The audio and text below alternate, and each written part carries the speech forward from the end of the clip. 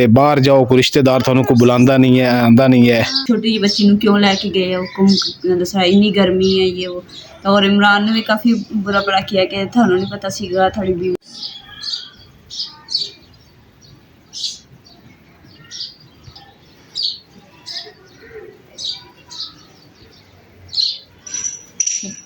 दस पता है कि ਨਿਆਣਿਆਂ ਦੇ ਨਾਲ ਨਾ 2 ਮਿੰਟ सिर्फ 2 मिनट देखिए हुणे रोना ਨਿਆਣਿਆਂ ਦੇ ਨਾਲ ਨਿਆਣਾ ਹੀ ਬਣਨਾ ਪੈਂਦਾ ਹੈ। ਉਹ ਆ ਹੀ ਹੋ ਇਦਾਂ ਦੀ ਆਵਾਜ਼ਾਂ ਕਰਨੀਆਂ ਪੈਂਦੀਆਂ ਤਾਂ ਜਾ ਨਿਆਣੇ ਚੁੱਪ ਕਰਦੇ ਆ। ਇਹ ਜੀ ਚੀਜ਼ ਆ ਇਹ ਹੈਗੀ ਆ ਬਟਨ ਲਾਉਣ ਵਾਲੀ।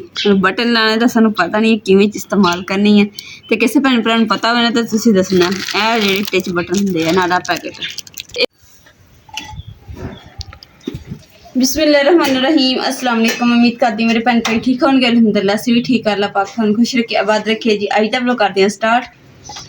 तो असीं जो कम तो कहता भी जो असीं हो के आए हैं ना तो घर पहुंचे तो फिर थकावट वगैरह हुई सी। असीं आराम किया रेस्ट की है तो हुण ना सिर्फ बाकी मैं क्या घर कोई आ ही जाता मेहमान वगैरह का किहड़ा पता चलदा वा तो ये कि अपने घर नूं साफ सुथरा करना चाहिए। तो हुण मैं सारे घर नूं साफ सुथरा करूँगी। हर चीज़ बिखरी पई है ते परात जी साडी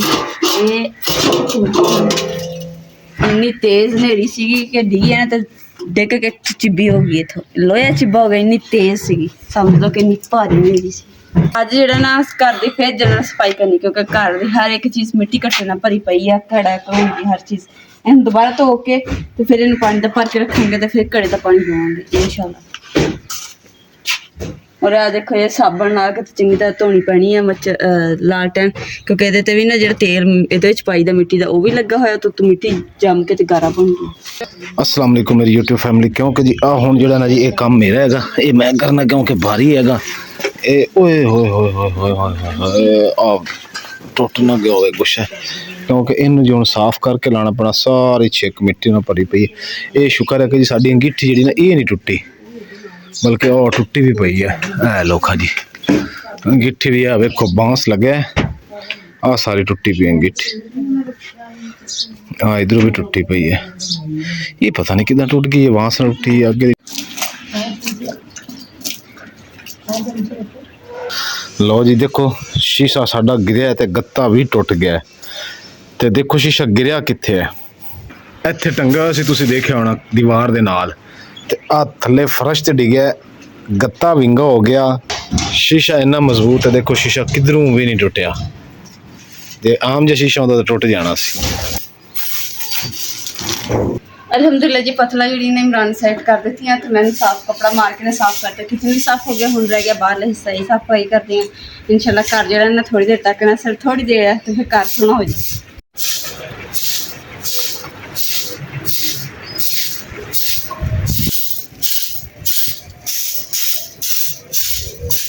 एक ना हवा चलन दी है पानी बार बार छिड़काना पैंदा है क्योंकि हवा फिर हवा नाल पानी खुश्क हो जाता तो फिर कचरा उड्डना शुरू हो जाता। बिस्मिल्लाह बिस्मिल्लाह। अल्हम्दुलिल्लाह जी हुण खाना खाने का टाइम हो गया तो हुण खाना खाने सफाई वगैरह अल्हम्दुलिल्लाह जी हो गई। अल्हम्दुलिल्लाह जी खाना दोपहर दा सी दोपहर की बल्कि शाम दा ही खाना सी खान लगे हैं।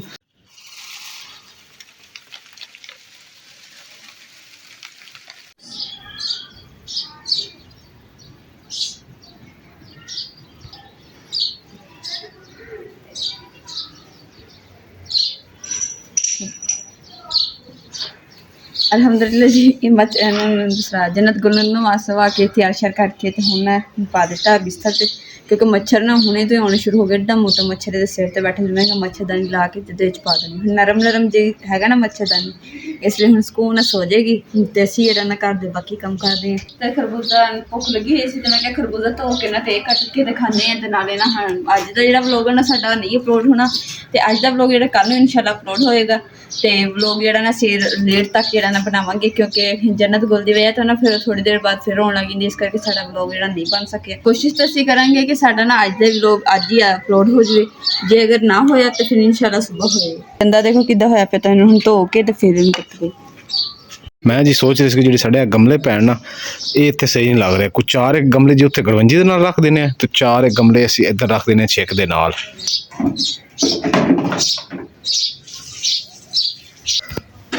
बिस्मिल्लाहिर्रहमानिर्रहीम इत्थे जोड़ देने जी एक है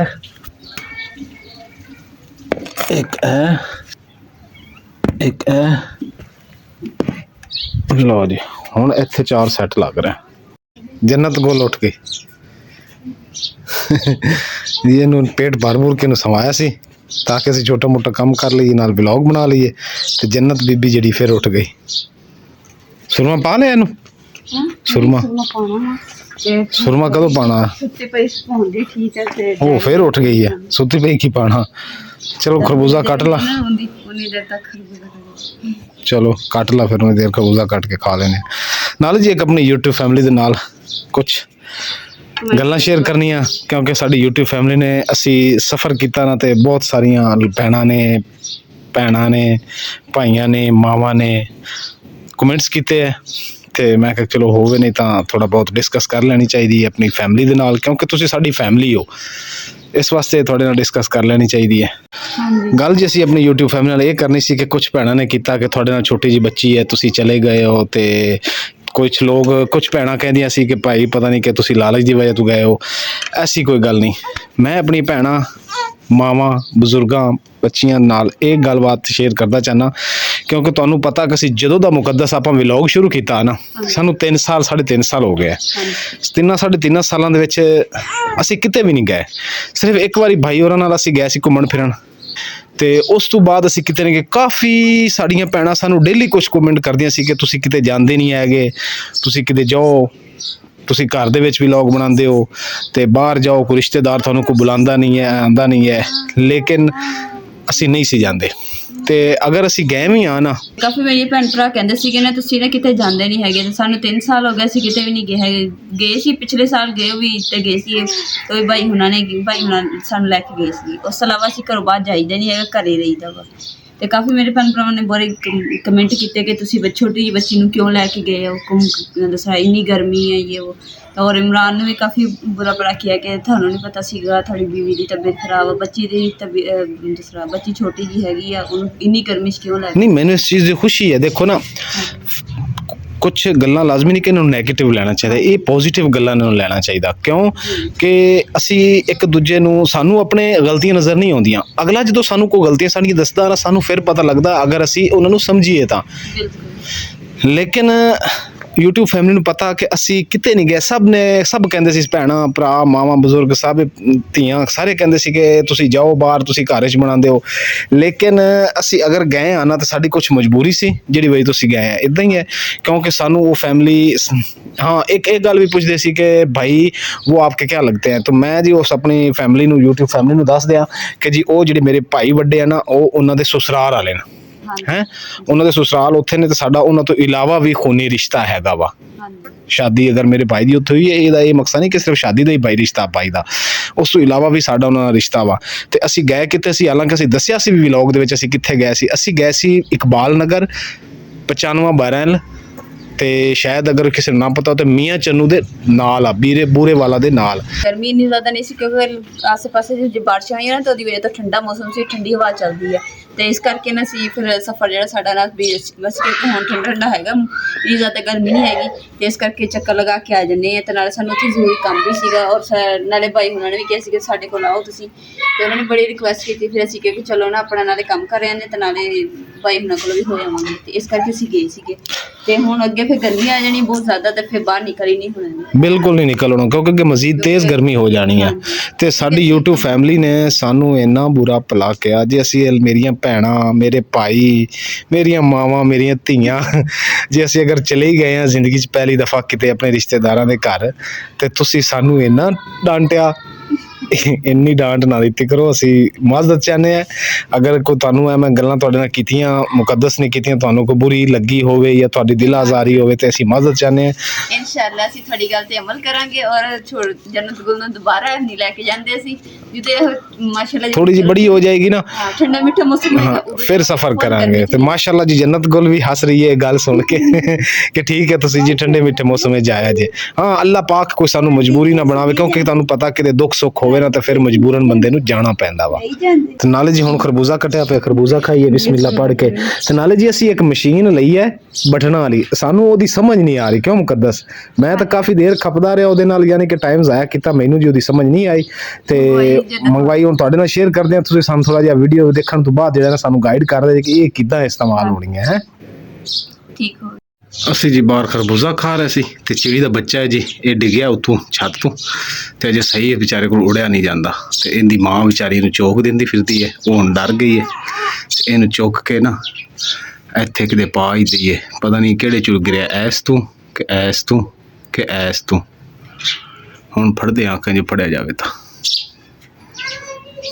ਉੱਥੋਂ ਮੈਂ ਫੜਨ ਲੱਗਾ ਤਾਂ ਇੱਧਰ ਉੱਡ ਕੇ ਆ ਗਿਆ, ਇਹ ਦੇਖੋ ਬਾਹਰ ਚਲਾ ਗਿਆ ਤਾਂ ਵਿਚਾਰਾ ਰੁੱਲ ਜਾਏਗਾ। ਜਨਤ ਗੁਰੂ ਲੈ ਲਈ ਚਿੜੀਆ ਦਿਖਾਣ ਵਾਸਤੇ। ਮੈਂ ਚਿੜੀਆ ਦੇਖ ਕੇ ਆਈ। ਆ ਬੈਠਾ ਆ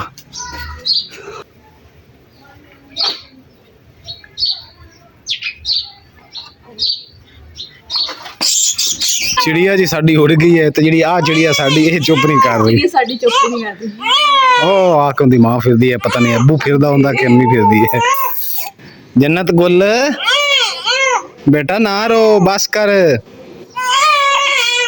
ਓਏ ਓ ਹੋ ਬੱਲੇ ਬੱਲੇ, ਓ ਮਾਂ ਠਰ ਜਾਵੇ। ਇਹ ਨਹੀਂ ਚੁੱਪ ਕਰਦੀ। ਬਸ ਦੇਖ ਲਾ ਮੇਰੇ ਕੋਲ ਚੁੱਪ ਕਰ ਗਈ ਨਾ, ਅੱਗੇ ਤੁਹਾਡੇ ਕੋਲ ਨਹੀਂ ਚੁੱਪ ਕਰਦੀ। ਦੱਸ ਪਤਾ ਕੀ ਨਹੀਂ, ਨਿਆਣਿਆਂ ਦੇ ਨਾਲ ਨਾ 2 ਮਿੰਟ ਸਿਰਫ 2 ਮਿੰਟ ਦੇਖਿਆ ਹੁਣੇ ਰੋਣਾ ਸ਼ੁਰੂ। ਨਿਆਣਿਆਂ ਦੇ ਨਾਲ ਨਿਆਣਾ ਹੀ ਬਣਨਾ ਪੈਂਦਾ ਹੈ। ਊ ਆ ਹੀ ਹੋ ਇਦਾਂ ਦੀਆਂ ਆਵਾਜ਼ਾਂ ਕਰਨੀਆਂ ਪੈਂਦੀਆਂ ਤਾਂ ਜਾ ਨਿਆਣੇ ਚੁੱਪ ਕਰਦੇ ਆ। ਤੁਸੀਂ ਉਹ ਕਰੀਓ ਹੈ ਕਿੱਦਾਂ ਓਏ ਹੋਏ ਮਾਸ਼ਾਅੱਲਾ। ਚੁੱਪ ਕਰ ਨਿਆਣਾ ਰੋਂਦਾ ਪਏ, ਨਿਆਣੀ ਰੋਂਦੀ।